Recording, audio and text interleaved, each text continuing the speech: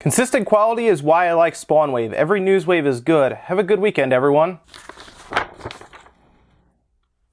No, that's from the internet. A lot of comment section obviously get a bad rap. Turns out, mine's not so bad.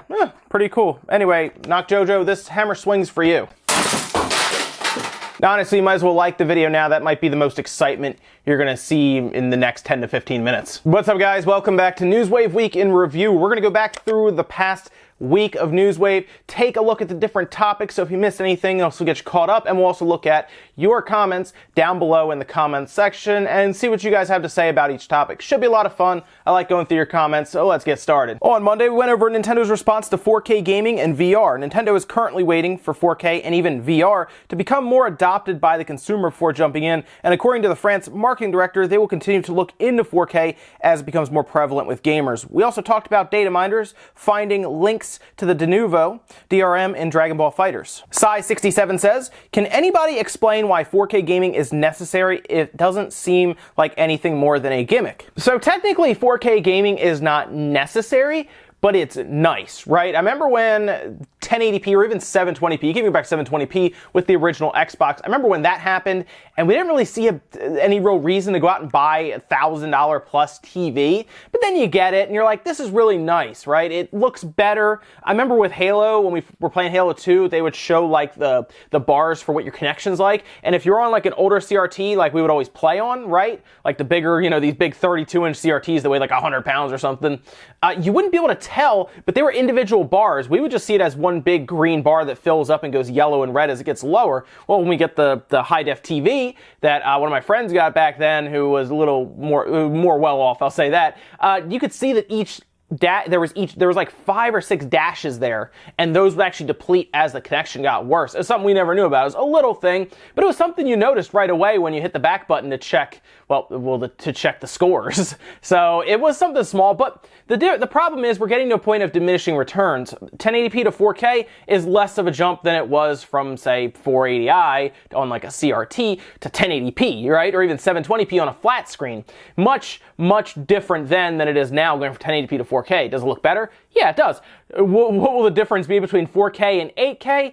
Probably not a big difference, because that's where you're going up to like 100-inch plus screens, right?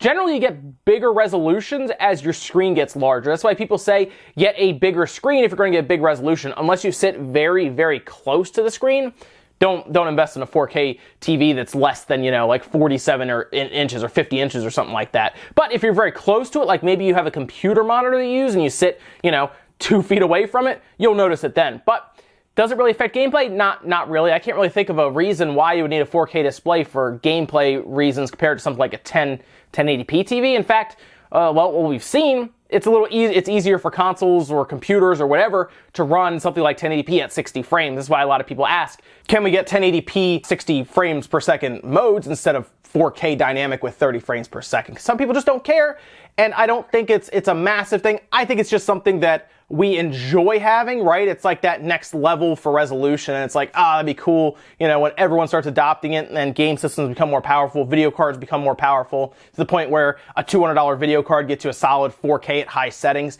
then we'll be good, and then everyone will be like, great. But then 8K will come along, and we're gonna do this whole thing all over again. You're gonna be asking me the same question in 10 years about 8K, right? We're gonna be like, well, 8K looks cool and all, but do we really need it? 4K is fine.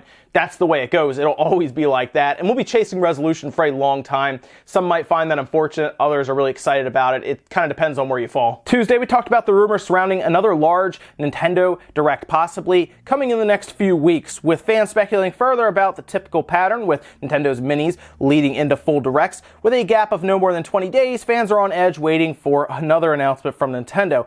We also talked about NES Maker, which will allow anyone to create NES games without having to code. Starlink Nova says, I've dabbled with RPG Maker in the past, so NES Maker sounds like a great idea to me. Looking forward to creating some NES games. So that's what I'm looking forward to. I want people who don't really like to code at all, especially with assembly. No one really wants to code in assembly. Let's be realistic here. As they even describe themselves, it's archaic. I want people like this who are like, I like doing things with RPG Maker, right? I make these little RPG games and I share it with my friends, or maybe you sell it on the Steam store as we see all the time. But to be able to go back and do something with the NES, it gets me really excited because this tool here is going to be huge. It really will. If they can get this out to market and it's accessible to a lot of people, like I'm thinking like under $100 for it, it is going to be massive because the homebrew community will explode with people. I really hope somebody does this with even like Super Nintendo games, if we ever get to that point, right? Where there's like a whole homebrew community around Super Nintendo and there's a tool like this. I think this is awesome. So yes, I hope people like Starlink Nova go out there, get this tool, and just let their creativity, run wild with NES. Really NES games, NES homebrew, because I would love to see things like more RPGs, more platformers, and just games in general, probably ideas I can't even think of from fans when it comes to this stuff. This is gonna be really fun. You might even see like demakes, right? Where people take like newer games and move them back to the NES. Remember how we played around with that Final Fantasy VII game that was originally obviously on the PS1, and then they moved it back to the NES? Stuff like that would be cool too. That's the thing. There's really no limit here, right? And it sounds like they'll update it going forward too. So this is exciting. I want to get my hands on the software at some point just to try it out. Maybe I can run you guys through. We'll make a little game or something, a little platformer just for fun and try it out. Vabe has Shah says, Nintendo should never abandon core gamers like they did with the Wii, because the casual gamers see game consoles as a party trick. Once the fad fades away, they will hop on the next big thing. This is exactly what happened with the Wii U. Despite having the Wii's name, it sold abysmal because Nintendo was focusing on casual gamers in the initial years of the Wii U.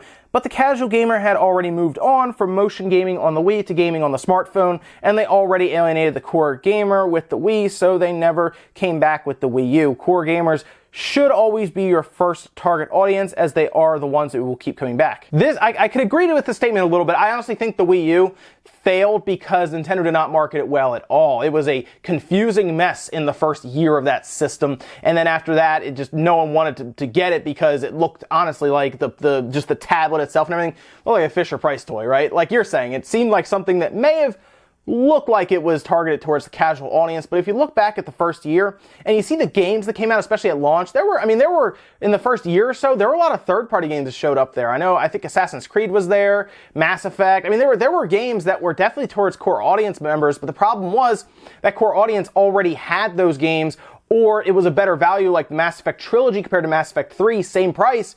The trilogy had all three games, and it was on the 360 and the PS3, where the core gamers already were.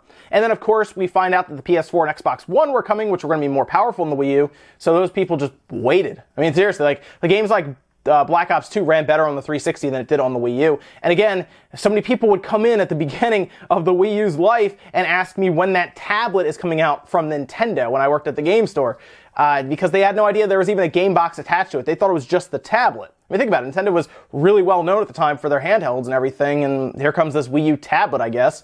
So that was a big problem for the Wii U, but you're right about the core gamers. The core gamers will keep coming back, and honestly, like you're saying here, the mass appeal to the mainstream is all about cell phones right now. The Wii existed at a time really before cell phones took off to where they are now, where even kids have cell phones. They're playing Candy Crush Saga or Clash of Clans or whatever. At this point, it's all about the core gamer with some mass appeal. You do still want to get some people who want to play Mario, right, without having to use their cell phone. Like Mario Run was cool, but it's not Mario Odyssey. Let's be realistic here. Games like that will get the core audience and the mainstream audience in.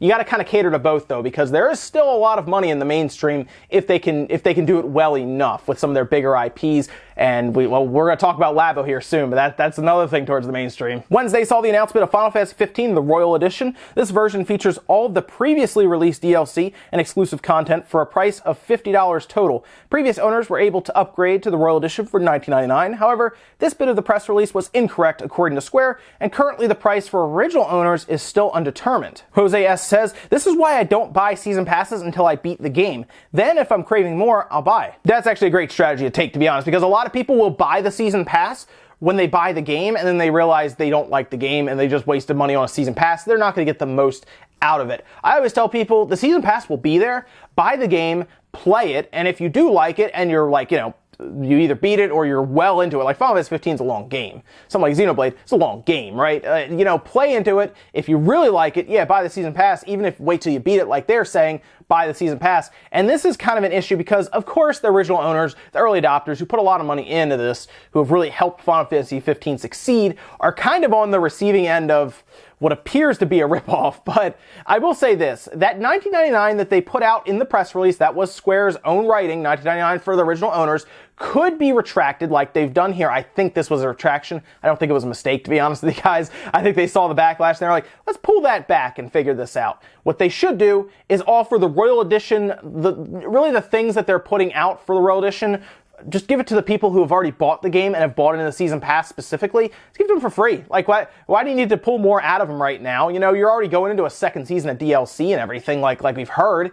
Give the people who have bought into your game, who've already given you $85, give them these Royal Edition features for free. Like, why would you try to charge them another $20? Even $10. Just give it to them for free. Acknowledge that they were there for you in the beginning. So that's my take on that. But good idea, Jose. I would just wait till you either play into the game or beat it before you buy into the season pass. That makes a lot of sense. Thursday, we talked about the Labo from Nintendo. This series includes using cardboard to create new ways to play with the Nintendo Switch. While obviously targeted towards a young audience, this had several people online laughing at Nintendo for selling cardboard. Kantan Japan says, Labo is a great idea and I think it's going to be massively successful. I don't have kids myself, but I know my 9-year-old nephew would love this. All the salty adults are just a bit embarrassing, really. We've got Bayonetta and Dark Souls on the way.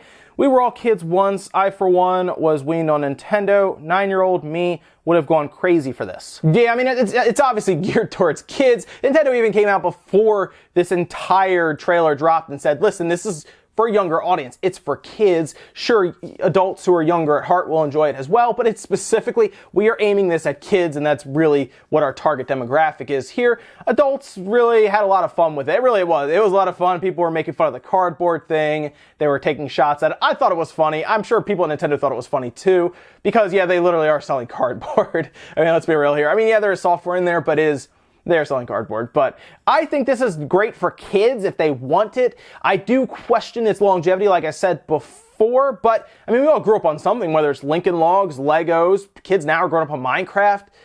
Sure, Labo, why not? It's the next thing. Sure, people will probably move on from it eventually, especially if no other third parties jump in to offer up their IPs or their creative ideas. But this could be big. Keep in mind, Skylanders was really big for a while, and it's fallen off pretty well. So I wouldn't expect it to be this amazing, massive, massively selling thing, but I do think it will find some success in the beginning, maybe even the first couple of years of its existence. But we've seen what happened with Guitar Hero. Guitar Hero was so high up there and it crashed right down.